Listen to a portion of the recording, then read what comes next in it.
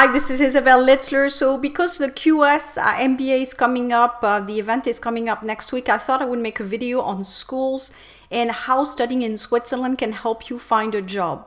So I will give you 3 tips today on how to make this happen. So how do you pick a school? What are the tips that you would provide? So the first thing is to understand what it is that you want to do. So obviously I always tell people, if you want to work in Switzerland in the shorter or longer term, it is always better to study in Switzerland because at least you have the Swiss training and it's a little bit more recognized than if you have a US or UK type of training. Again, with bachelor's and master's, it's recognized worldwide.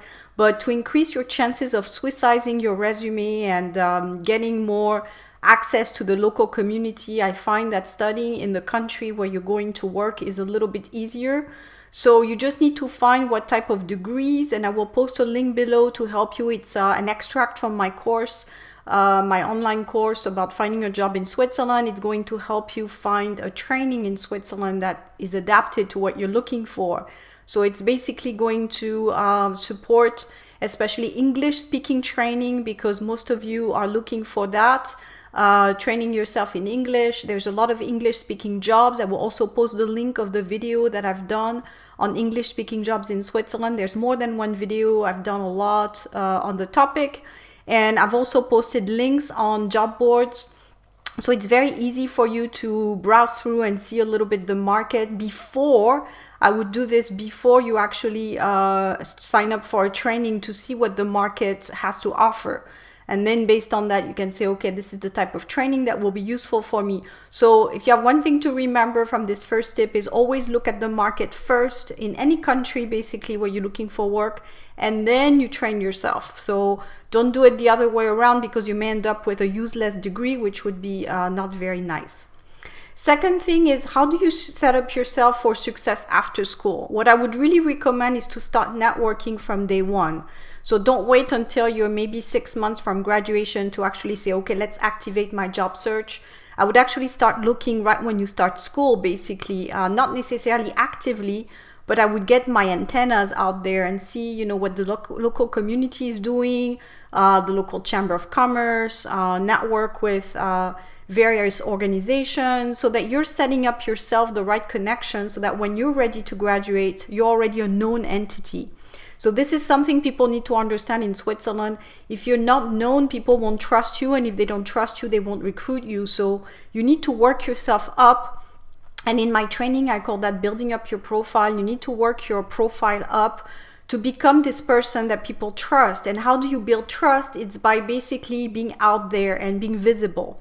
So, people see you the first time, they may have an opinion about you, then they will see you the second time and the third time. And it's by repetition that they start trusting you, because they see that you're always, timely, that you're always a resource, that you're someone that builds value. So you start building up your image like this with time, and then basically people will trust you then. But people rarely, especially in Switzerland, trust you immediately. So that's why this is something that's a bit different in Switzerland. You need to work your way to build this trust and to be a person that people can easily see themselves working with. And it doesn't really matter what your visa is like, what your nationality is. I know I have a lot of discussions also online about the EU, non-EU situation, but in the end, people want to work with people that they enjoy working with and that they click with. So if you're really, someone, again, who has done this first step, when you start school, right, you start networking and you start building up your profile, in the end, your nationality will be a little bit less important than if you start networking at the end of your schooling. So you need to find basically balance. I mean, everyone has their pluses and minuses. So you need to know, what is my plus, what is my minus. For most people, the minus is the fact that you're not Swiss and you don't have an EU passport. So you just need to build other skills around that to make yourself a more valuable person. So that's the end of it. And finally, number 3, so talking a little bit more about the work permit situation. So what you need to remember is that you can't get a work permit yourself. You need to have a company that's willing to recruit you. So again, this can only happen if you're someone that's extremely valuable for the company. Again, I don't want to make people believe that anyone can get a permit. Obviously, it depends on the type of work that you're applying for, the necessity on the job market, and knowing that it is going to be competitive, and the Swiss need to show for most jobs that they can find someone locally before they apply for a work permit for a non-EU. So you just have to keep that in mind. Now I hear of people getting jobs regularly that are non-EU. There's also the international organizations I keep mentioning for those of you who want to work in Switzerland. I would think that's a very good route to take. So it's to pick a career in international development so that you can easily find a job without worrying about a work permit. Now, if you're really someone who's into the private sector and that's your field, it's going to be more difficult because companies will have to show that they can find somebody else. And when you're a graduate after school, technically they can already find a lot of people on the local market. So I would just keep that in mind, in prioritizing what it is that you want more. If it's the career first, basically, if you really want your career to be first, location shouldn't be important for you. If you're a career person, it's going to be where the opportunity lies.